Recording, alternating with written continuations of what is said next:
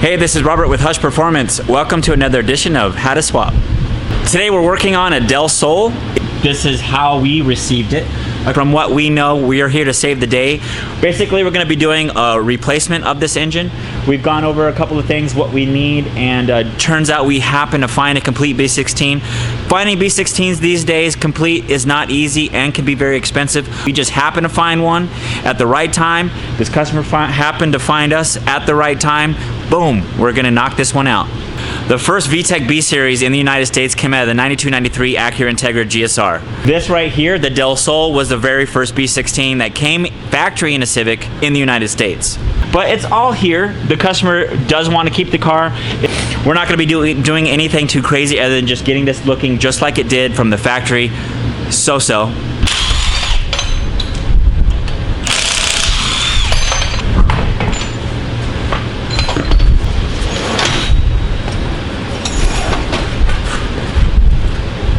The removal of this engine is going to be just like basically any other Civic removal. What we like to start first is get the car up in the air. We drain the transmission fluid. It's up to you whether you want to remove the engine oil or not. Once we drain the oil, then we'll pull the axles out from underneath. A lot of the stuff has already been taken care of up here. Everyone does their suspension removal a little bit different. I personally prefer taking the lower ball joint out first. If you were to take the shock tower fork off first, what will end up happening is the suspension will drop. It could drop down like that and then make it harder for you to get a tool in between the ground and that castle nut. I like to take the forks completely out, so I'm not fighting with the axle to come through the fork.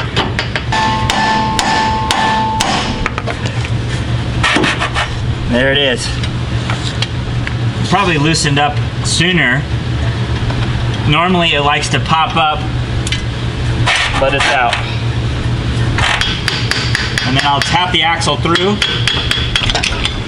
and then use a pry bar right back between the transmission and the axle, and there you go. On the driver's side, there's what's called an intermediate shaft. There's a long shaft that bolts to the block, and then there's an axle that looks similar in size to the one that we just removed. There are two components to your shift linkage. There's a stabilizer rod, and then there's the shift rod. From the factory, this boot right here will be pulled over the sleeve. You'll slide it back. It'll expose a C-clip that covers the roll pin. You'll remove that, which exposes the pin. You'll take your roll pin punch. You'll align it, and then assuming you have the vehicle high enough, you'll have enough striking distance. And you just hammer away here, and that's how easy that is to remove. Just work it off the shifter. Then we'll take this 12mm out here. We'll bring in our snap-on ratchet here, and it hopefully has enough juice and power to take it off. Notice that bolt was a little too short. That means this transmission's been removed before. We're gonna put a longer one in there, just slightly longer.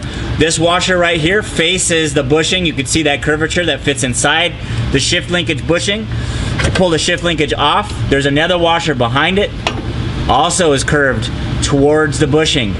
We're gonna put these two back on so we don't lose them. Okay, this is gonna be your choice also. Personal preference, I like to take the T-bracket off of the transmission just when removing it. There's two 19s down here.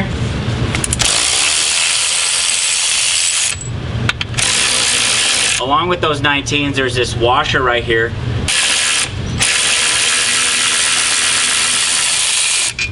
Now we'll come up here and we'll loosen the 17 off the rear T-bracket. I just realized they don't have a starter either. Oh, wait a minute.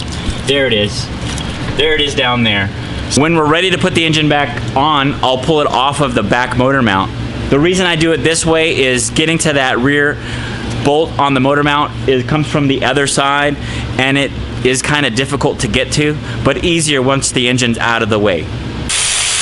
Another personal preference is unbolting the slave cylinder from the transmission. I like doing that opposed to loosening the hoses. By doing that, you don't have to rebleed the system, and it's much cleaner. So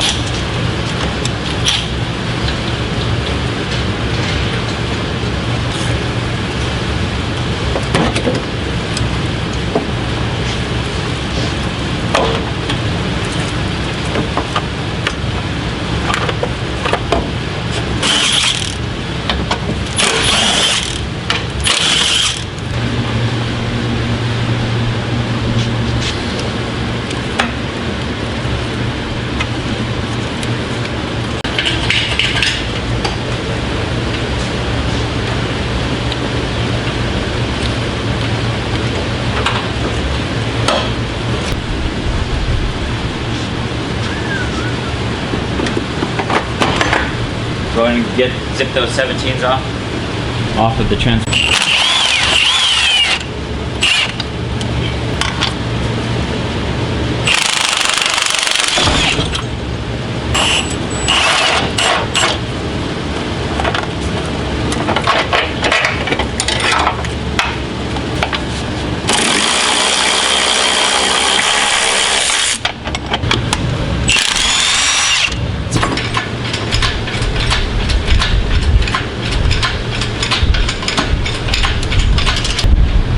Well, now we know what was going on with this motor.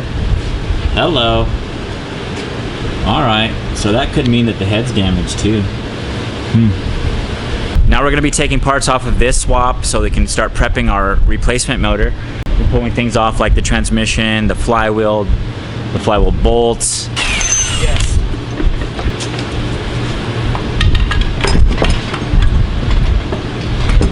We're going to take a look at the clutch. If it's in good condition, we're going to go ahead and reuse it. There's a series of 12.10 millimeter bolts that hold the pressure plate on. And then behind it's going to be a set of 12.17s.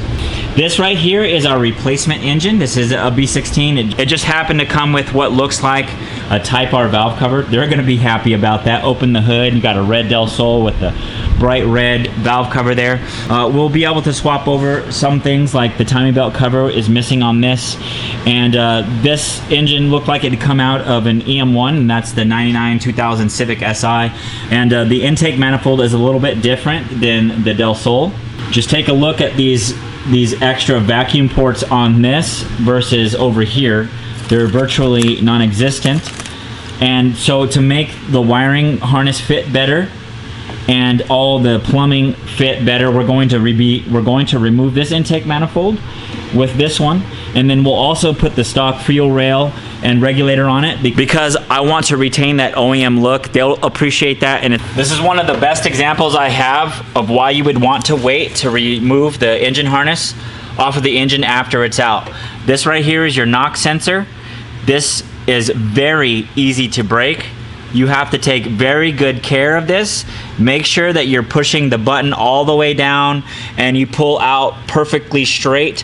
It breaks that easily.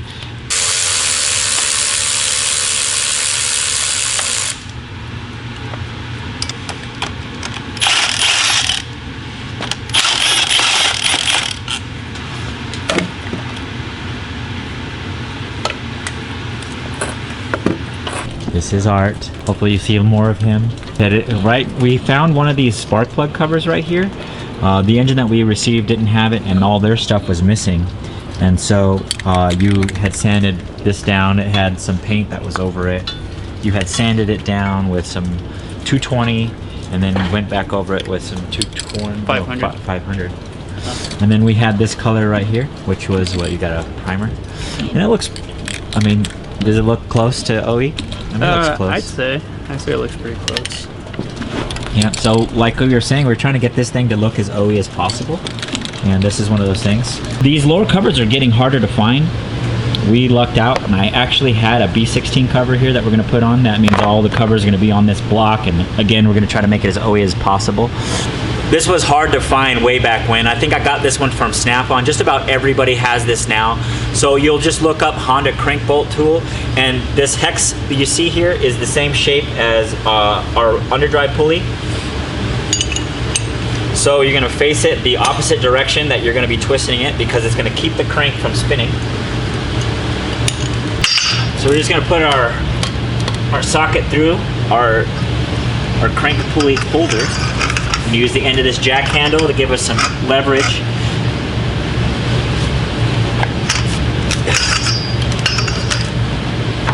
And it was enough there. Another thing that we needed to remove off of this was the AC bracket and the power steering bracket. That engine that we got didn't have them.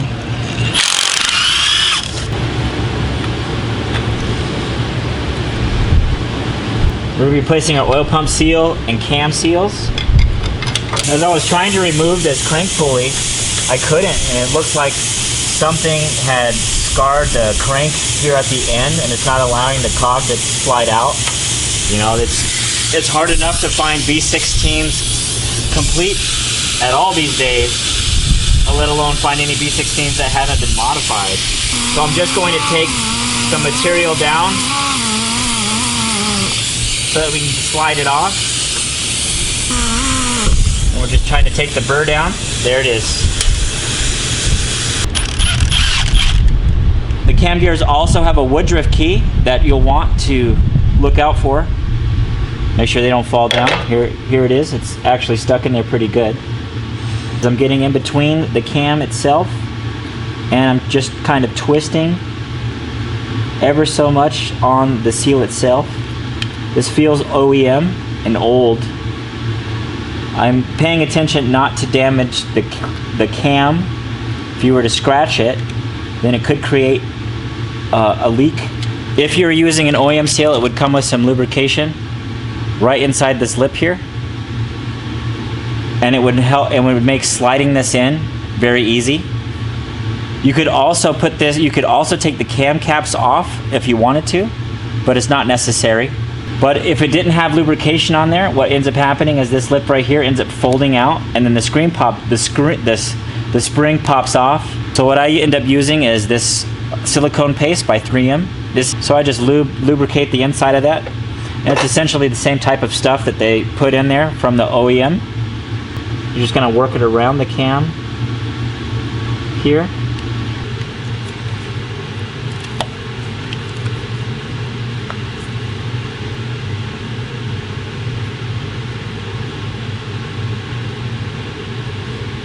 This one I'm using a 3/8 extension. It happens just to be the perfect size.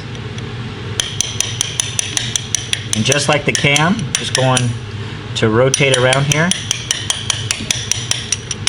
doing it ever so slightly, and making sure that it's all even.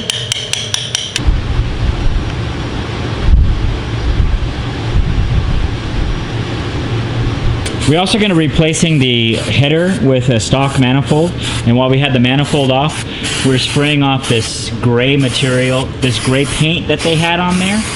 It was chipping and it wasn't OEM color, and we want it back to the OEM aluminum. So what we're using right here is aircraft paint remover.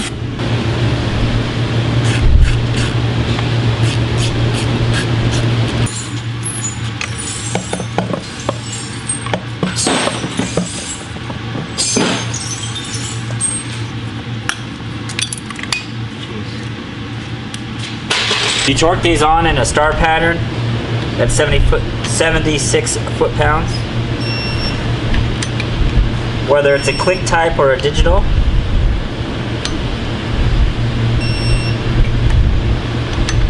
We are fortunate enough to have a used clutch alignment tool. Most new clutches will come with one. We make sure to keep them as spares for this reason. Slides into your pilot bearing, and then this is your pressure plate. The flywheel is keyed with dowels which align to the pressure plate. You'll want to use a smaller torque wrench for this. We're using a 3/8 in this case. The first one was a 1/2 inch. You're going to torque these to 19 foot-pounds. It's pretty easy to go over by hand.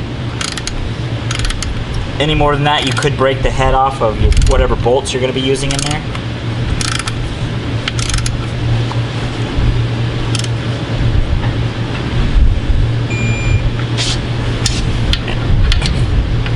You also go into star pattern on this also. Another thing that we're going to be tackling is these aftermarket spark plug wires. We're going to be replacing them with some new Honda OEM GSR wires.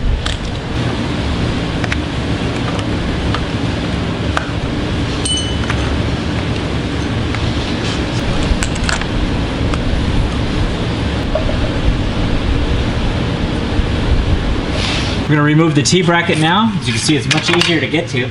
The bolt's on this side of that bracket, and that's the way that it's going to have to come out. And you can imagine just trying to get back there. Man, look at that. This is not easily achievable these days.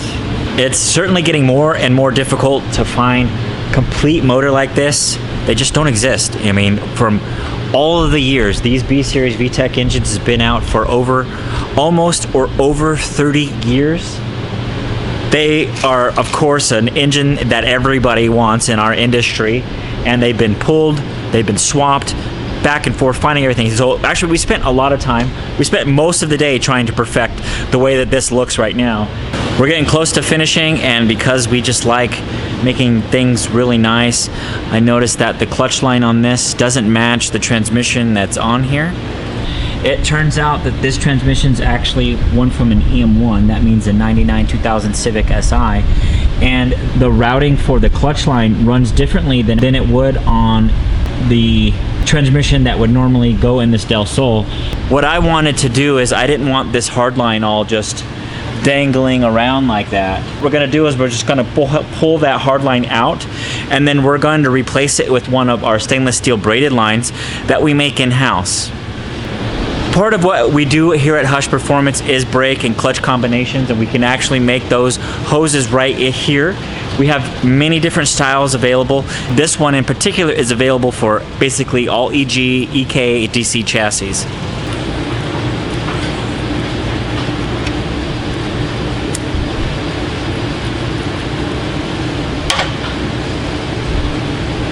We're getting ready to drop it on. I put the wiring harness on the engine first. That's just how I like to take them off, and that's how I like to install them. I went over all the broken up old tape, just retaped it, made it look a little bit better. But we got the T-bracket on back here. We end up having to do lots of repairs back here. We had to retap that. It's a 14150 if you guys didn't already know.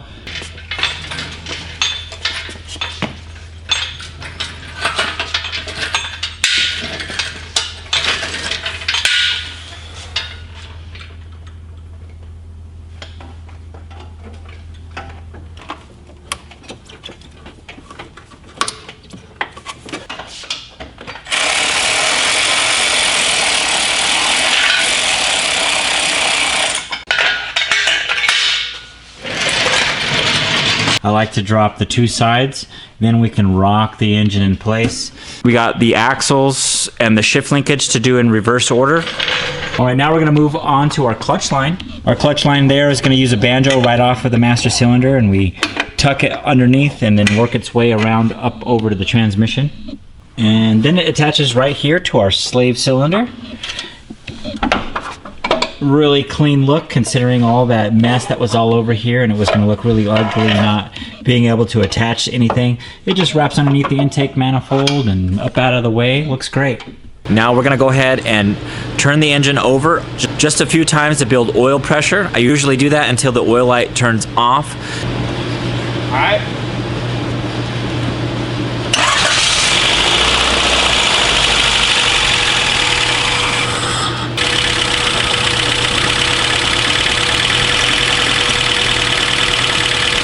So it did start right up. That's a good thing. It's running a little rough. It actually sounds like it might be missing a cylinder, but the timing is off. So we can get a gun on here. We can determine that first and foremost, and then we'll actually go into the plugs and see which one might be fouled out. It probably wouldn't hurt to put another set of plugs on here. It's under there. The bigger black one right there. No. Yes. See the mark right there and see the red? Can you see it? See the red line there on the pulley? Yeah. Now I need to get that red line to line up with the line on the crank, or on the timing cover. Getting closer, we got it running, it seems to be idling now. We ended up finding this air box out of a CRV that we have. It actually fits here pretty well.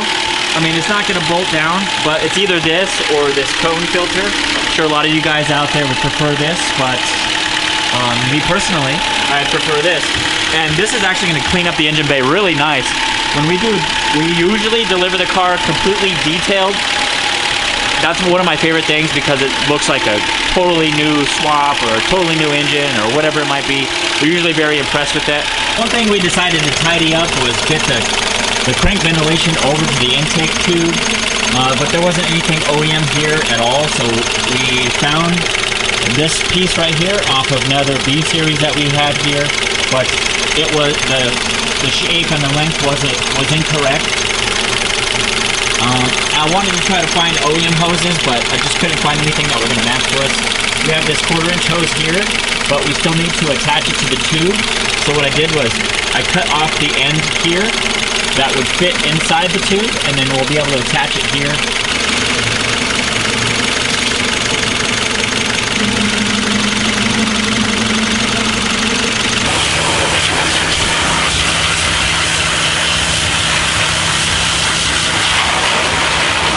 Now is the moment of truth. We're gonna have to take it for a ride. All right, we have a series that we had started almost 2 years ago, How to Race Like a Girl. We were gonna build her a car. It was gonna be some type of VTEC motor. We ended up having a baby. There's other things that happened. So now she's gonna get a sample of the VTEC power. Such a cute car.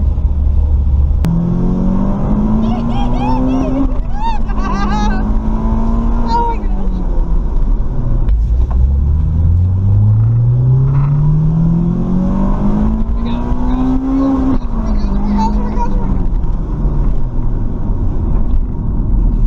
So you gotta go like all the way to 8,000. The fun doesn't happen until after 5,000. Oh snap. I'm nervous. So nervous. Oh my goodness. Okay, full throttle. All the way. Okay, so you made it chirp. Is that good or bad? That means you shifted really good. Oh, tight. That was. Can I do it again? Yes. Okay. So did you feel it, that kick? Yeah. Yeah, that's VTEC, yo. Oh, that's tight. I don't want to go this way. I'll come back and go back that way. I don't want to. It's like.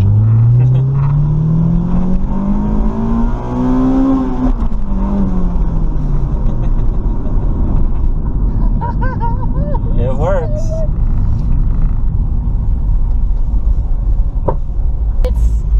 It's much, like, I don't know if scary is the right word, but it's scarier doing this in the passenger Yes, seat. because you're not in control.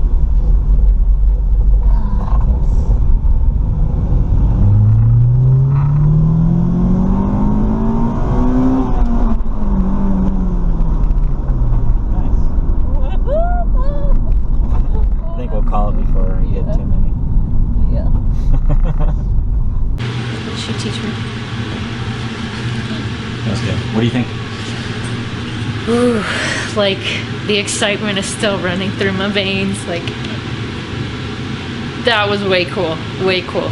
Yeah. And like I told you in the car, it's, I don't know if scary is the right word, but like when I was in the passenger seat, just I could feel myself like clenching, like ah. But then when I was in the driver's seat, it was just like adrenaline and excitement, and I kept wanting to do it over and over and over. Yeah. And then when you said I did a good job, like I wanted to do it even more. So I think it was exciting. Yeah, and this is stock. This is stock form. Stock exhaust, stock intake, stock cam, stock engine. Like that's just the beginning. That's why people just totally mob these things out. Yeah, after doing that, I mean, I can't even imagine doing the race car. Like, it would be that on steroids. Yeah. Good job. Thank you, baby. Well, guys, she approves. You should get your girl one. All right, thank you very much for watching this episode. Make sure to check out all our other videos that we have right here on our channel. Check how to swap, how to yard. See you next time. And like always, together, happy tuning.